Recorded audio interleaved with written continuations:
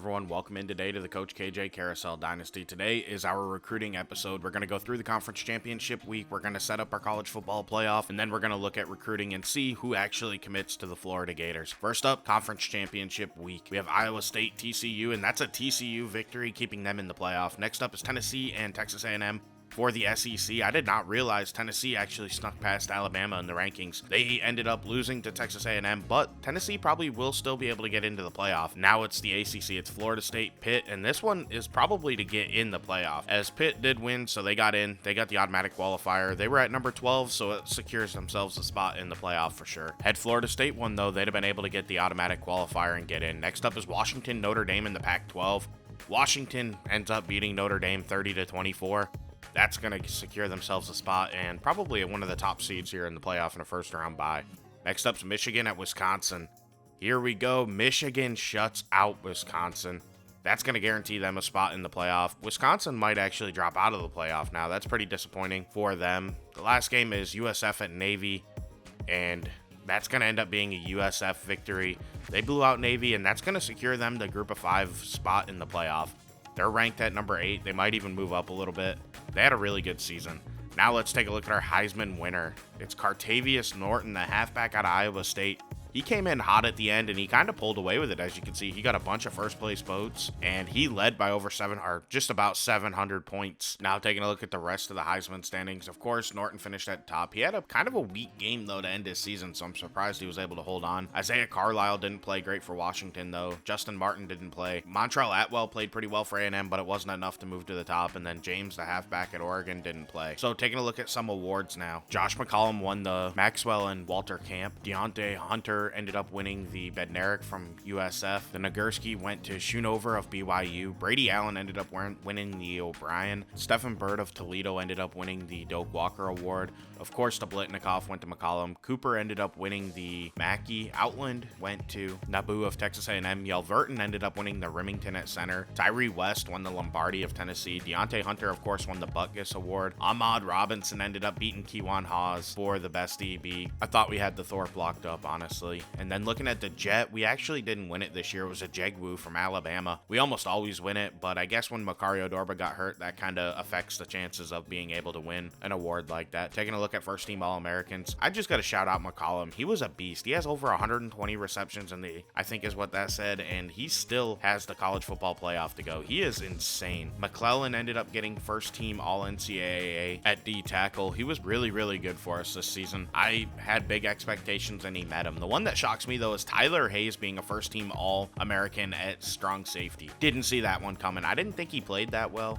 Honestly, I would have expected Max Pierre to get the nod over him, but the NCAA totally disagreed. And looking at the second team All-Americans, we have JJ White coming in at defensive end. He's a beast. I'm so excited we have him returning. We also have Kewan Haas on the list. He will be back, I think, probably for another season. We'll have to see. He is a beast, though, so he might not. He might decide to go pro. I believe he's a junior. And he is. I was right. So we might end up losing him after all. Hassan White looks to be a first team All-NCAA freshman. He was really good, and he's everything I expected him to be. Marquitius Moore also appears on this list. He's fantastic. I'm not shocked by that at all. Nelson Loman, same thing. We had a fantastic recruiting class. Max Pierre's on the list. Our kicker's on the list. That just shows how dominant we were. Let's take a look at the college football playoff. The first round byes are going to go to Texas A&M, Washington, Michigan, and TCU. No shockers there. They all won their conference, so it totally... Actually, no, Michigan... Yes, Michigan did. I forget. I couldn't move Washington into the Big Ten like they are in real life. So looking at your first round games, you have USF playing Ohio State. That's not a good matchup. I think Ohio State will win it. And then it's Oregon, Oklahoma State. I think Oregon will win that one. On the other side, you have UCLA, Tennessee. I think Tennessee can pull off that upset. And then looking at Georgia, Pitt, Georgia's going to win that game. I have no question about that. So if you play out the bracket to the next round, I think Ohio State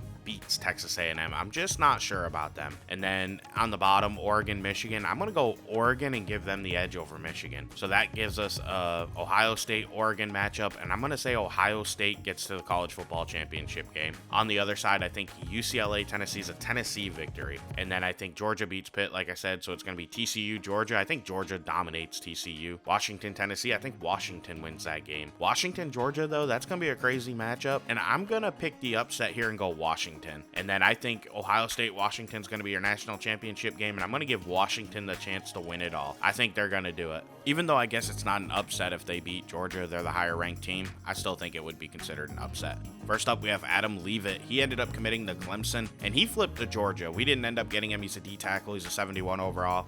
He's going to go to Georgia. We'll have to face him. Hopefully not that often. He's a pretty good player. 82 power moves, 76 finesse moves, 73 block shedding. He's a good player, but it is what it is. Next up's Alvin Jones. He committed to Stanford, a 3-star halfback out of New Jersey.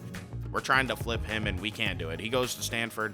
He's a pretty good running back. He's a 72 overall. He was a big plus player, so I thought he could develop with 91 speed, 87 acceleration. He had 92 stamina, 99 agility, but it is what it is. We couldn't haul him in. Next up on our list is Blake Listenby, a 4-star D tackle out of Hawaii. He committed to Georgia. We're trying hard to flip this kid, and that's exactly what we do. We get him. He is our first big commitment of the class, and we are so excited that he's coming to Florida. He's an 86 overall. The kid's a plus 10. He has 90 tackling, 82 hit power. He has 89 strength, 90 acceleration at D tackle, 84 power moves, 80 finesse, 77 block shed. He's a beast. Next up's Chris Kelly, a 3-star D tackle out of Alabama. He soft committed to Auburn. We couldn't flip him. He ended up flipping Texas A&M. He's only a 66 overall though, so I don't think he's a big loss. But he does have pretty good power moves, finesse moves, and block shedding. They're all upper 70s. That's pretty solid, and he's a 66 overall with those ratings. So I feel like maybe athleticism's holding him back. Next up's Darian Jackson, a 3-star halfback out of Texas. He committed to us, and he stayed with his commitment. We blew out the competition out for him. He's somebody that I think can develop. He's a 74 overall, a plus 5, so I think that means he'll develop in the future with 92 speed, 90 acceleration, 87 agility. He doesn't have great break tackle, but he has good stiff arm. I think he'll be a good player. Next up's DeAndre Pierce. He is a 4-star D tackle out of Kentucky, and he flipped to the Gators. We ended up beating out Western Kentucky and Arizona State for him. He is a 79 overall, plus 8 with 86 power moves, 85 finesse moves, 88 block shedding. He is amazing. He's not the quickest guy, but I think you'll be able to make an impact at D tackle. Next up, we have Dwayne Murphy, a JUCO halfback out of Florida. He committed to the Gators. Let's see if we can hold on to him. We do. He's a 3-star commitment. He's 6'2", 219. He's got 92 speed, 86 agility, 92 acceleration, 72 break tackle, 80 stiff arm, 88 elusiveness is really nice. I think he's somebody that could make an impact. He's a JUCO. I don't remember what year, but he'll have an impact for us. Eric Davis is up next, the number 2 center in the nation. He flipped from Louisville to the Gators. We end up getting him committed. He's a 69 overall, though. He's a -9. He only has 75 pass block, 73 run block, 76 impact block. I'm a little worried about his long-term viability, but it's worth getting number 2 player in the nation at his position. Next up is Evan Diavanzio. He's a 4-star center out of Alabama, and he held his commitment to the Gators. He ends up coming. He's a 72 overall, which is okay. He's a +1. He has 73 pass blocks, 83 run block, and 79 impact block. He's going to need some development, but I think a lot of our O-linemen that we recruited are going to need it, unfortunately. Next up's a 3-star safety out of Florida. He's out of Bellevue, which is local, Garrett Stockstill. He ended up flipping his commitment, but he still didn't come to the Gators. He went to Southern Miss. We were hoping to get him. He has 86 speed, 82 agility, 88 acceleration. 66 tackle isn't great, but he has 61 man, 68 zone, 75 press. He's a developmental safety, but he was local, so we wanted to bring him in. Next up's 3-star halfback Jacob Manzelli, committed to the Gators, and that's what he ended up doing. He stuck with his commitment, and, you know, it makes sense. He's got 90 speed, 92 acceleration, 77 agility. He's only a 69 overall. Doesn't really break a lot of tackles. He has good spin move, good juke move, okay elusiveness, but he has really low injury rating. Next up's Jensen Skalski, a 4-star number 10 receiver in the nation who committed to the Gators, and he stuck with it. He's out of Ohio. We're really excited to get him. He's an 81 overall, +3. 93 speed, 94 acceleration, 84 agility. His catching 79, route running's 83, 80 release, 75 catch in traffic. He's a really good player. Then we have 4-star halfback John Blasco Jr. He ended up staying with Northwestern. We really wanted to get him, but he was a -3. He's only a 75 overall. He's somebody that I expected more out of. He only had 88 speed, 77 acceleration, 90 agility. Honestly, I was okay missing out on him. The overall would have been nice and the number 5 player at his position, but he wouldn't have been worth it. We have Jonathan McNamara, a 3-star quarterback out of Deerfield, Florida, and he commits. He stayed firm. He was very locked in on the Gators. He's a -2, though. He's only a 66 overall. He has 77 throw power, 66 throw accuracy. He's a developmental player, somebody that'll sit on the bench, maybe not start for us, might transfer away. Then we have three-star center Josh Djic. He is somebody that committed to the Gators. He remained committed. He's a 69 overall. So he's a much lower ranked player who came in similar to some of the players we've already gotten that were ranked much higher in this class. He has 73 pass block, 80 run block, 70 impact block. As you can see, pass blocking seems to be the weakness of this center class. Next up's Josh Dorsa, 4-star D tackle out of Florida. He committed to the Gators, but he flipped to the U. We didn't end up getting him. He's an 80 overall +2 player. He was really good. 81 power moves, 81 finesse, 79 block shed, 90 pursuit. He was somebody I was hoping to get, but he flipped on us. We couldn't hold on. He's a little light, needs to add weight, but we probably won't see him much. Then we have fullback Cody Polamalu out of Ocala, another local kid, and we hung on to him. He's a 77 overall. He's exactly what we need. Number 6 fullback in nation. 81 speed, 83 agility, 75 acceleration. Good player, somebody that'll definitely be impactful for us down the road. We don't use the fullback a whole lot, but he'll be out there when we need him, and he's a pretty good player to have. So next up's Kyle Brammer, a 3-star center out of South Dakota. He ended up soft committing to BYU, and then he held on to his commitment to BYU. He's only a 67 overall, but he is a +1. He has 80 pass block, which is why I was real interested in him. Most of our centers have been run block focused, so I was hoping to get somebody who was a little bit different. Unfortunately, we couldn't get him. He wanted to stay close to home, and I can't blame him for that. Next up's a 3-star D tackle, Mike Graham. He committed to Florida State softly, and then we flipped him to the Gators. So we're going to have to make sure we develop him so that way he can be the nightmare of the Seminoles in future years. He has 82 power moves, only 67 finesse, 71 block sheds, a little low. But at a 67 overall +1, he's a developmental player that I think we'll be able to get the best out of in the future. Then we have Rohan Beckwith, a 3-star quarterback out of Lakeside, Florida, who flipped his commitment from us to UCF. He decided he wanted to play in the Big 12. I'm disappointed in this one. He's an 81 overall, a +12.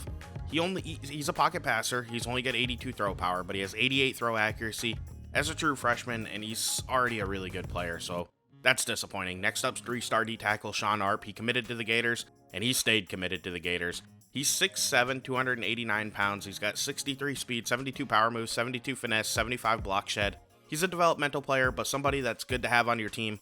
We might be able to make him a star. If not, he can, develop and maybe transfer away.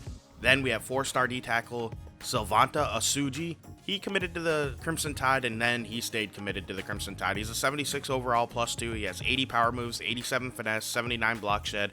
He's honestly a really good player that I was hoping to get. He's out of Anaheim, California, but he's going to be somebody we have to face each and every year.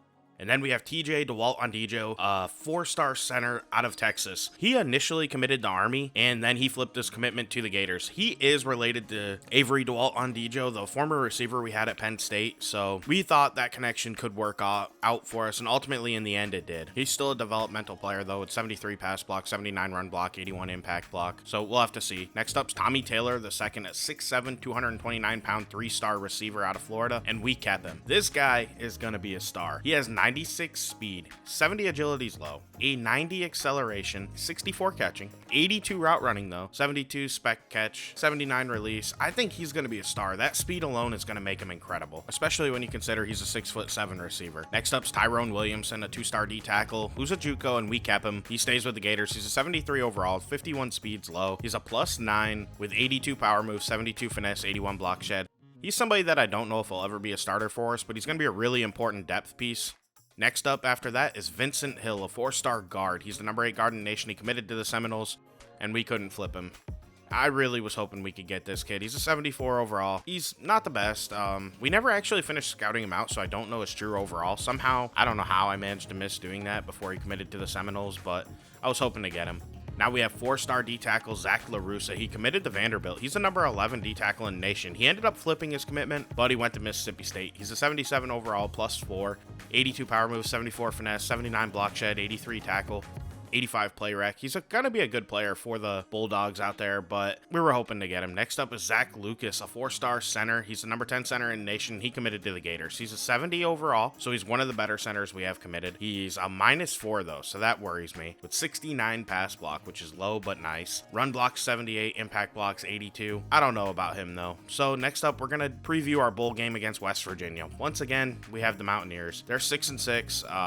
It's kind of disappointing that that's who we get in our bowl game, but I'm LDJ11. I want to thank you for watching. Please like and subscribe. Have a great day, and I'm out. Welcome to my party, we're just getting started. A life is a dream or a nightmare scarring. Hand me a drink, cause I think I'm going all in. Get me a shrink who can catch me when I'm falling. Cover crashing in my car. Wake up in a bar